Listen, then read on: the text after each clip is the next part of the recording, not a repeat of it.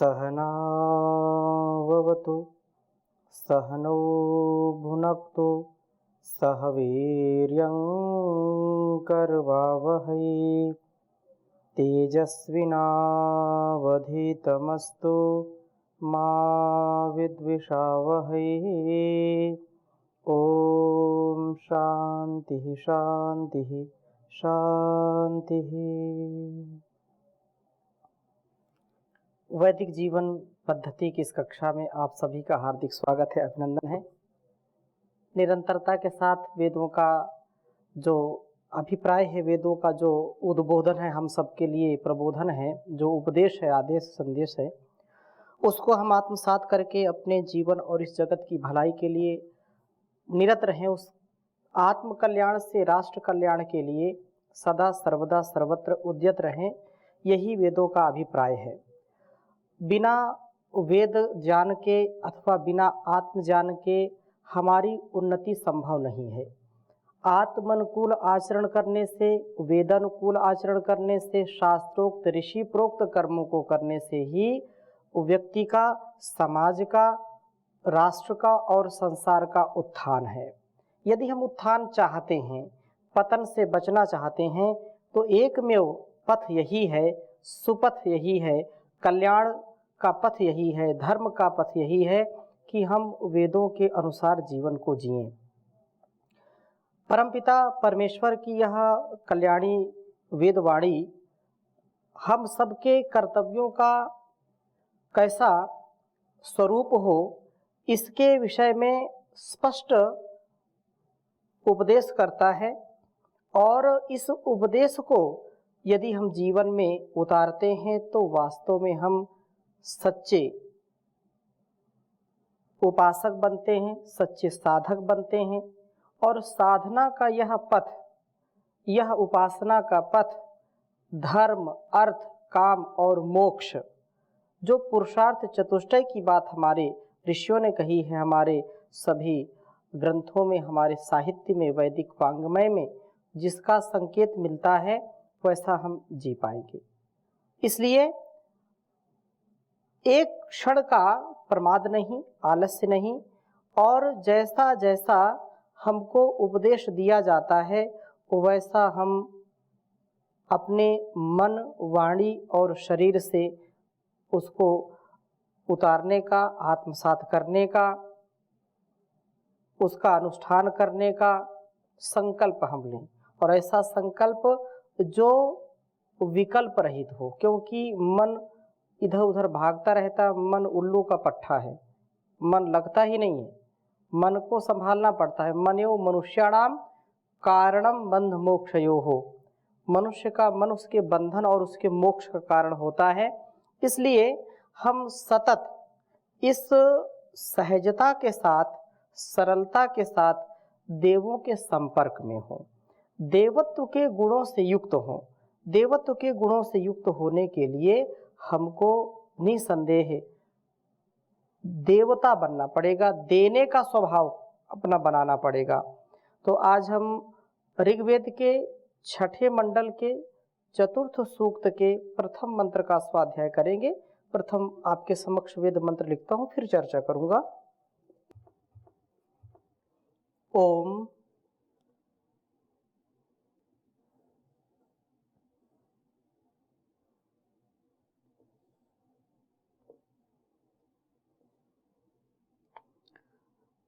यथा होतम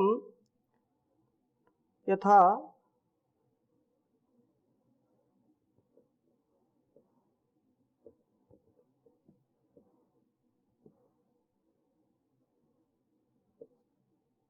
होतर मनुष्यो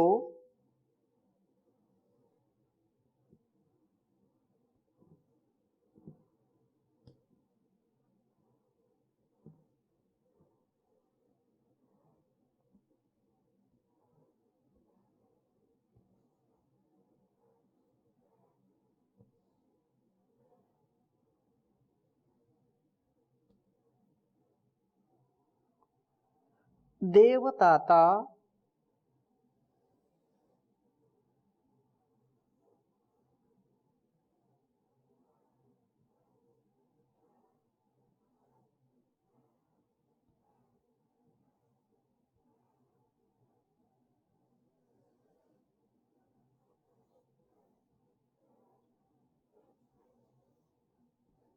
यज्ञे भी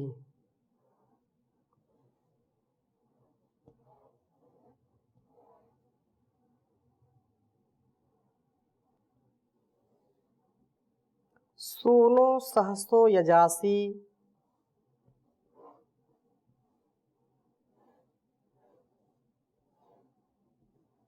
सूनो सहसो यजासी।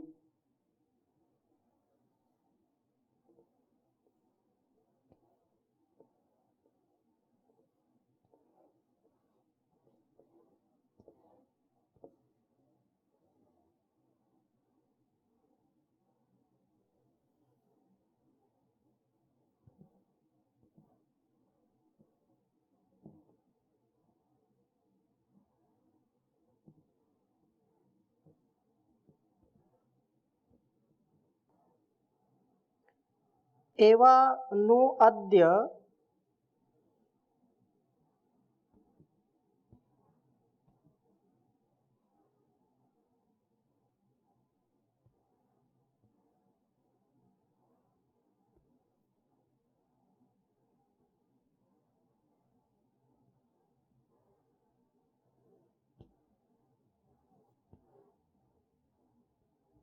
अद्य समना समानानु संलग्ना अद्य समना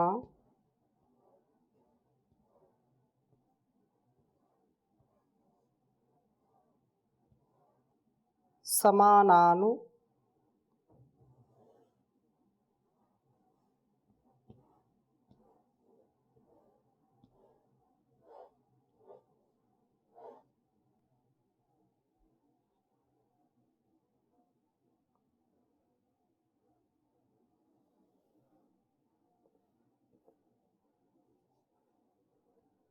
नुसन्नग्न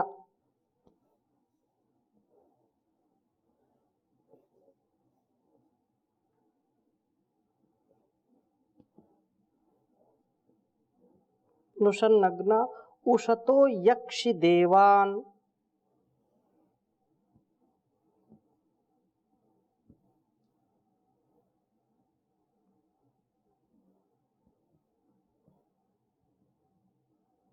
उषतो यक्षि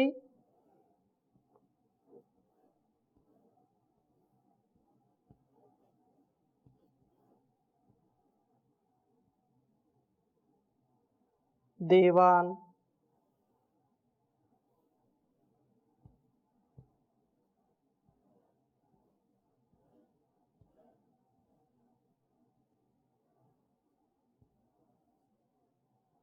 ऋग्वेद के छठे मंडल के चतुर्थ सूक्त का यह पहला मंत्र है।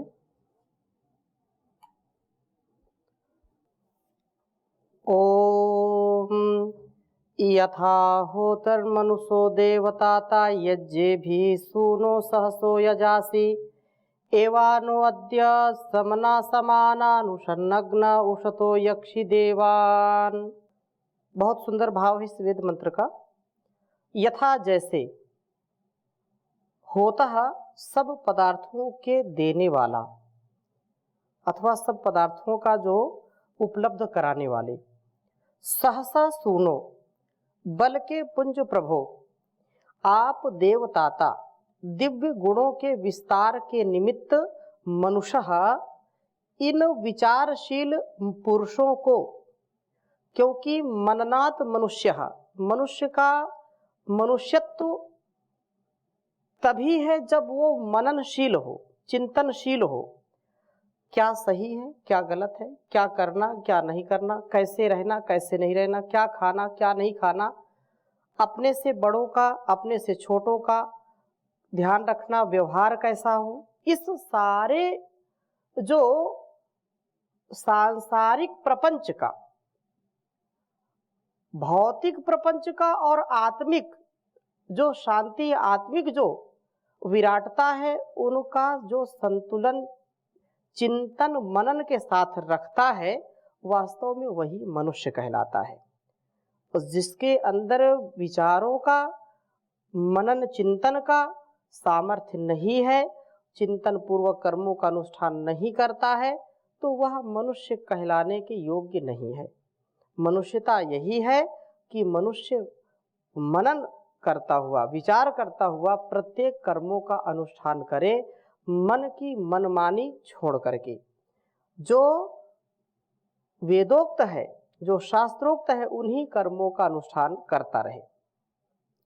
तो मनुष्य इन विचारशील विचारों का यह जो बना हुआ व्यक्ति है, विचारशील पुरुषों को यज्ञ भी, यज्ञों से यजासी संगत करते हैं, अर्थात यज्ञीय जीवन बनाते हैं।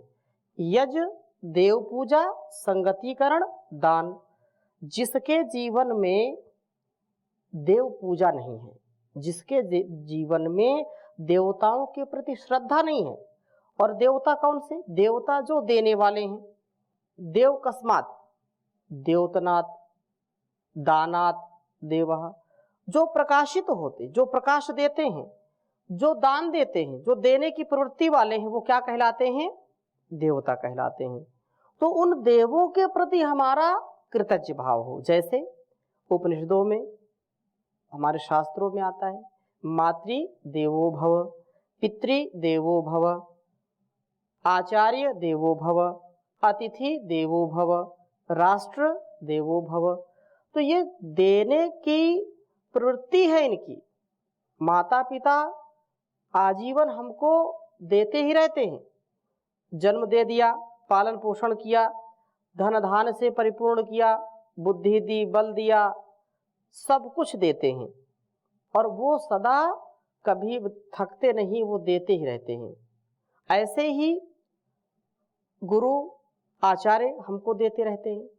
तो इन माता पिता, गुरु आचार्य और बड़ों के प्रति सदा सर्वदा सर्वत्र आदर का भाव रखना। और यजांसी, क्योंकि यज्ञ की बात चल रही है, तो देने का भाव हो और आदर का भाव।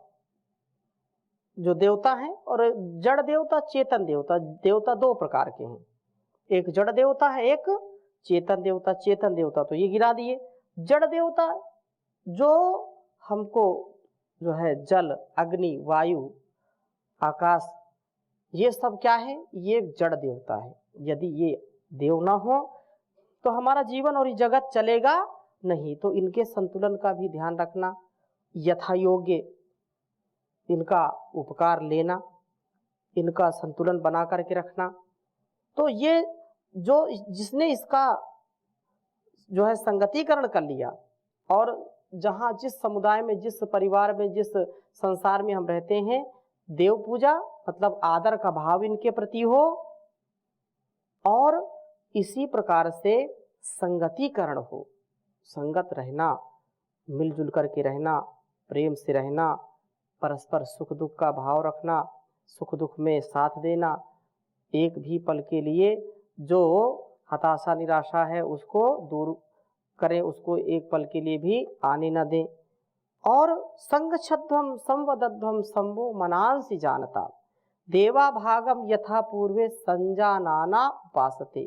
प्रेम से मिलकर चलो, बोलो सभी जानी बनो, पूर्वजों की भांति तुम कर्तव्य के मानी बनो। ऐसी जो संगति है, ऐसा जो विश्वास है, वह जब व्यक्ति इसको आत्मसात करता है तो निसंदेह उसके अंदर देवत्व का भाव आ जाता है। तो अंत में जो कहा, दान, देव पूजा, संगतिकरण, दान। सारा संसार, पिंड से लेकर के एलिफेंट तक, चींटी से हाथी तक, कीड़ी कुंजर जो कुछ भी है, हाथी घोड़ा कीड़ा मकोड़ा जड़ चेतन, सब क्या है? वो देने के भाव से सब संगत है। दीवार भी खड़ी है तो संगतिकरण से, एक एक इसमें बालू के कण, इसमें सीमेंट, इसमें सरिया, इसमें ईंटें, मिट्टी, जितना है सब क्या है? चिपका करके। ये वस्त्र हम पहनते हैं तो वस्त्र में भी क्या है? संगतिकरण है। एक एक धागा निकाल दिया जाए, बोले इसको पहनो, पहन सकते हैं क्या? शरीर नहीं ढक सकता। इससे न ठंडी रुकेगी और ना जो है हमारे लिए लाभकारी होगा। ये संगत हैं, मिले हुए हैं, इसको संगति कहते हैं। संगत रहना, तो जहां संगत है वहां रंगत है। अपने जीवन को हम संगति से, सुसंगति, सत्संगति से आगे बढ़ाने का प्रयत्न करें। ऐसा जब जीवन जिएंगे तो फिर तीसरा जो अर्थ है यज्ञ का, तो वो जो दान है वो अपने आप अपने समाहित हो जाता है उसी में। क्यों? क्योंकि ऐसे लोगों की संगति से हमको बहुत कुछ सीखने को मिलता है और हमारे अंदर जो कुछ भी है वो दान की प्रवृत्ति से हम परिपूर्ण हो जाते हैं। हम एक शब्द भी नहीं जानते, जो कुछ भी हम बोलते हैं किससे, किसी से उधार लिया हुआ, किसी ने दिया हुआ है। और झूठा अहंकार किस बात का? इसलिए जो कुछ भी इस संसार से हमको मिला है तो संसार की सेवा के लिए उसको देना, दान देना। जिसके पास धन है वो धन का दान करे, जिसके पास अन्न का दान करे, जिसके पास बुद्धि है, विद्या है, वो बुद्धि और विद्या का दान करे। देवत्व के गुणों से परिपूर्ण करने वाले हैं परमात्मा आप। देवत्व के फूलों से दामन को मेरे भर दो, जीवन ये सुगंधित हो, दुर्गंध निकल जाए, दाता तेरे सुमिरन का वरदान जो मिल जाए, मुरझाई कली दिल की एक आन में खिल जाए, दाता तेरे सुमिरन का। ये मन बड़ा चंचल है, चिंतन में नहीं लगता, जितना इसे समझाऊं उतना ही मचल जाए, दाता तेरे सुमिरन का। हे नाथ मेरे मन की बस इतनी तमन्ना है, पापों से बचा लेना, पापों से बचा लेना, पाँव न फिसल जाए, दाता तेरे सुमिरन का। तो हम अपने आप को देवत्व के गुणों से परिपूर्ण कर लें।